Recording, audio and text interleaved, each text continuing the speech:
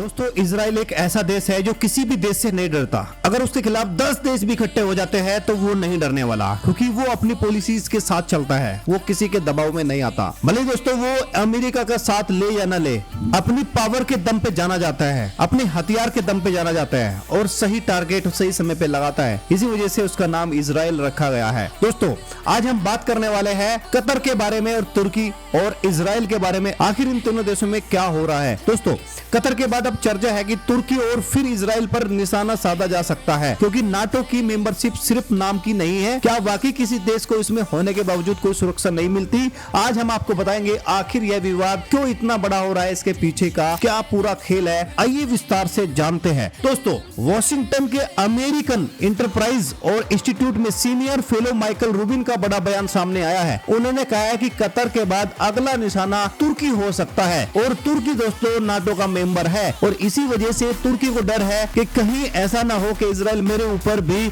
हमला कर दे। अगर दोस्तों इजराइल तुर्की पर हमला करता है तो नाटो की फिर जो मेंबरशिप है या फिर उसकी जो सिक्योरिटी है उसका क्या होगा? क्या ये खतरनाक साबित हो सकता है?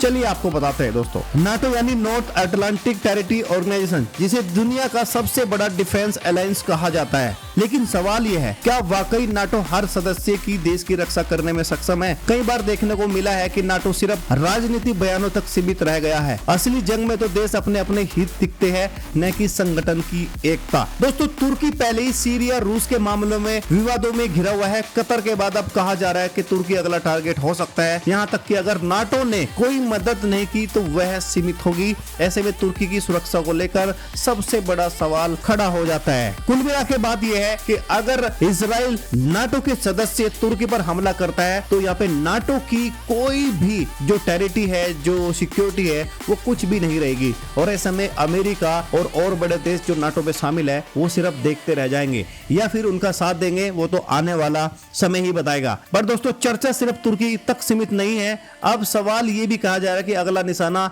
इजराइल भी बन सकता है। वेस्ट एशिया में पहले से तनाव मौजूद है। हमास, हिजबुल्लाह, ईरान जैसे मुद्दों ने हालात को और जटिल बना दिया है। दोस्तों इजराइल के खिलाफ एकजुटता का माहौल बनना नाटो के लिए सबसे बड़ी चुनौती होगा, क्योंकि दोस्तों नाटो यह चाहता है कि इजराइल बार बार किसी भी देश पे हमला ना करे।